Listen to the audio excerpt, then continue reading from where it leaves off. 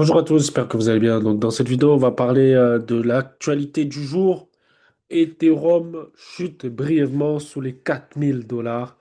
Donc oui, le marché il est en train de saigner en ce moment, on l'a vu, hein. D'ailleurs, je vais vous montrer juste les graphiques. Donc là, on va aller sur, par exemple, le Bitcoin. Là, vous voyez, ça saigne, hein, ça saigne. Mais bon, quand on regarde sur un an, vous voyez, c'est un comportement normal que le marché chute, hein. Le marché, il a toujours chuté avant de exploser, d'accord? D'ailleurs, septembre, c'est connu pour être un mois où le marché du Bitcoin est négatif, d'accord? Donc, si on prend par exemple du 1er septembre au 25 septembre, par exemple, du coup, là, je vais aller sur 2025. Voilà, du 1er au 25, voilà. On voit que, voilà, pour qu'il passe négatif, il faudrait que voilà, le prix par rapport à l'ouverture, donc c'est-à-dire le 1er septembre, le prix il a ouvert ici, d'accord? Il a fermé ici, d'accord?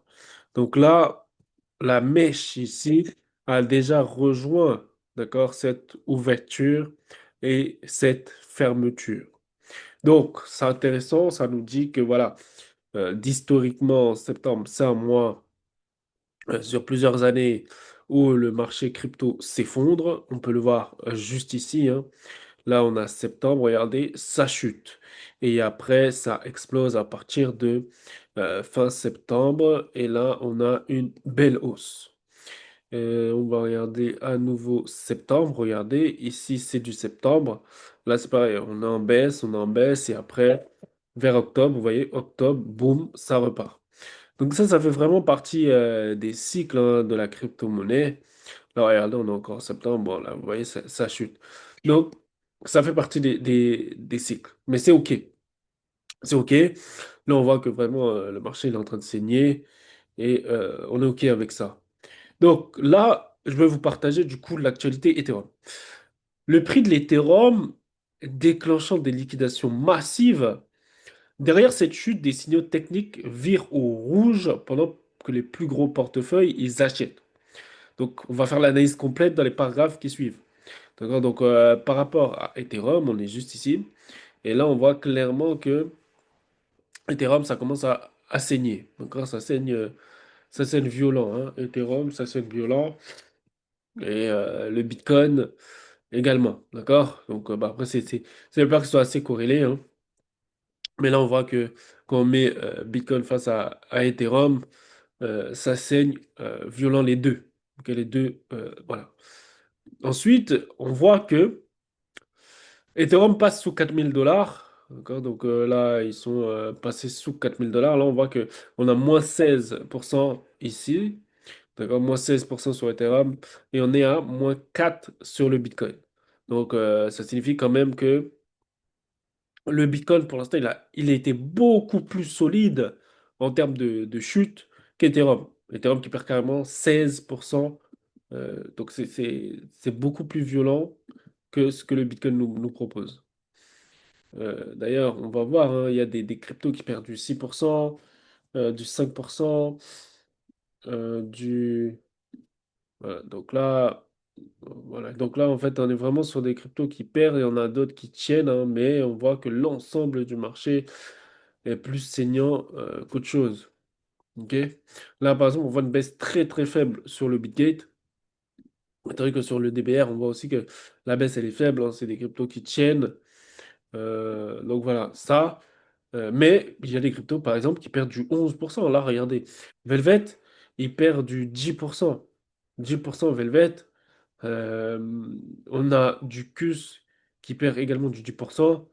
Donc voilà, en fait, on a pas mal de cryptos en ce moment. Le marché, il est rouge. Et malgré ça, des acteurs institutionnels accumulent discrètement des centaines de millions en Ethereum. Liquidation, indicateur en berne et retrait des institutionnels. Ethereum a décroché de 4,4 en 24 heures pour atteindre 3967. En parallèle, plus de 178 millions de dollars ont été liquidés. 489 millions de dollars sont des positions longues. selon les données de plusieurs plateformes. Donc cette baisse prolonge une glissade de 12,5 sur la semaine et 10 sur le mois. Le choc s'étend d'ailleurs à l'ensemble du marché. Le Bitcoin et le Ripple ont également reculé sur fond de crainte d'un shutdown budgétaire aux États-Unis. Cette pression macroéconomique renforce la défiance envers les actifs risqués. Les indicateurs techniques confirment le basculement, le RSI qui chute, le MACD qui reste en territoire négatif. Ethereum se maintient aussi difficilement au-dessus d'un bande inférieur de ses Bollinger Bands, tandis que le cours passe la moyenne mobile 20 jours et 50 jours. Les funding rates négatifs indiquent un bien vendeur dominant sur les contrats perpétuels. On a les ETF spot qui ajoutent à la pression avec 79,4 millions de dollars de retrait net en 3 jours. Et les plus fortes sorties proviennent de Fidelity et de BlackRock.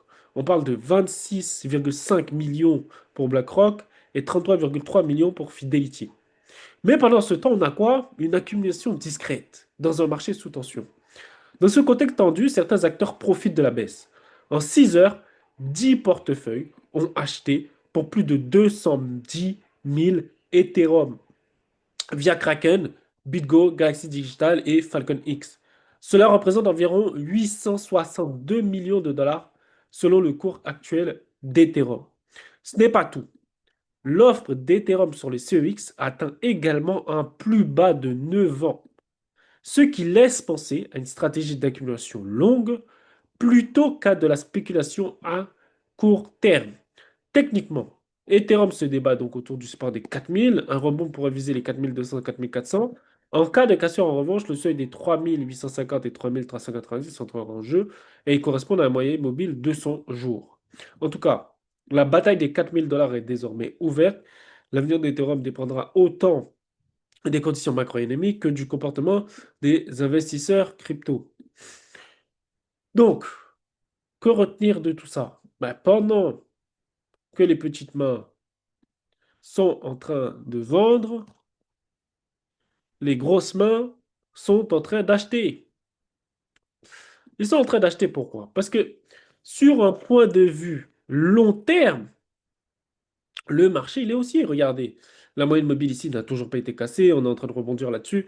On peut très bien avoir un départ de feu comme ça, ok? Donc, il n'y a pas encore de signaux long terme qui indiquent que c'est la fin. Il n'y a pas de signaux long terme qui indiquent que c'est la fin. Donc, c'est pour ça qu'il reste acheteur. Et de toute façon, vu le fait qu'Ethereum soit maintenant backé par des ETF spot, ça crée également une certaine rareté des ETF Ethereum et donc de l'Ethereum, euh, Ethereum, Bitcoin, toutes ces différentes paires qui font que le marché ne réfléchit qu'à une seule chose. Ok, corrige, c'est... En fait, ça fait plusieurs temps que le marché il attendait qu'une seule chose, que le marché corrige. Il attendait que ça. Là, on a 61,8 de correction. On n'a pas encore fait 50, on n'a pas encore fait 23,6. Donc, vous voyez, là, la correction, elle est encore faible. Elle est très, très faible. Et si on a un rebond ici et qu'on break les anciens plus bas, par exemple, on casse plus bas, du coup, ouais, faudrait casser ce niveau actuel ici, le retenter comme ceci par le bas et créer un changement de structure. Et là, le marché repart. Mais il faut que vous dites que c'est normal que le marché corrige. Le marché n'a... Regardez là, c'est quoi? Ça, c'est septembre. OK? Septembre, on a un marché rouge, rouge. Là, ça repart, puis ça corrige, etc. D'accord? Mais par rapport à l'ouverture de septembre ici et la fermeture de septembre ici, on était sur du négatif. D'accord? Donc, c'est normal que le marché y corrige. Donc là, c'est pas le moment de paniquer, c'est le moment surtout de préparer du cash pour que quand le marché va break cette moyenne mobile ici, ok, qui va nous la casser comme ceci et qui va nous faire une confirmation comme ceci de changement, c'est-à-dire nous créer un support plus haut que les précédents, ben là, va falloir être prêt. Il va falloir être prêt pour pouvoir racheter cette baisse. Mais cette baisse, on n'a pas de fin, c'est-à-dire qu'elle peut aller chercher 50, comme elle peut aller chercher 23,6, etc.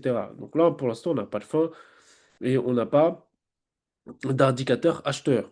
OK? Le moment où on avait des indicateurs acheteurs, c'est ici. Regardez, achat, achat, achat, achat. OK, achat. Mais depuis là, on est passé en vente, vente, vente, vente, vente. On n'a que de la vente. OK, on n'a que de la vente. Là, ici, on avait que de la vente, que de la vente.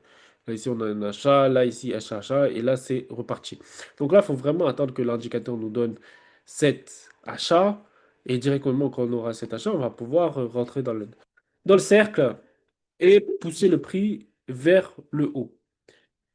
Du coup, là, vraiment, par rapport à ça, vraiment, c'est build, on va dire, un bon watchlist. Encore une bonne watchlist pour solidifier en fait son portefeuille et voir sur quoi on peut et on doit investir quand ça repart, parce que ça va repartir. Par exemple, on a des cryptos comme Gork, vous voyez, qui sont debout, qui sont très, très, très debout, alors que tout chute, mais ils sont debout. D'accord, ils sont debout. Et pourquoi? Parce qu'il y a plus de capitaux qui se dirigent, hein. Quand l'argent sort du Bitcoin, on va dire du top 10 de CoinMarketCap, bah, il va aller d'autre part. Là, regardez, il va ici. Il va dans d'autres cryptos qui, eux, n'ont aucun problème de monter, de faire de la performance. OK? Pourquoi? Bah, parce que l'argent se déplace. L'argent ne va pas forcément en USDT. L'argent va tout simplement se déplacer. Donc là, par exemple, on a Yuma USDT, vous voyez, voilà, qui a une tendance haussière. Alors que quand on compare ça avec du Bitcoin Ethereum, on est sous la moyenne mobile. Là, on est en haut. Donc voilà, ça, c'est des choses qu'il faut regarder et faire attention à ces paramètres. Donc, j'espère que vous avez apprécié cette vidéo. On se retrouve bientôt pour une prochaine vidéo.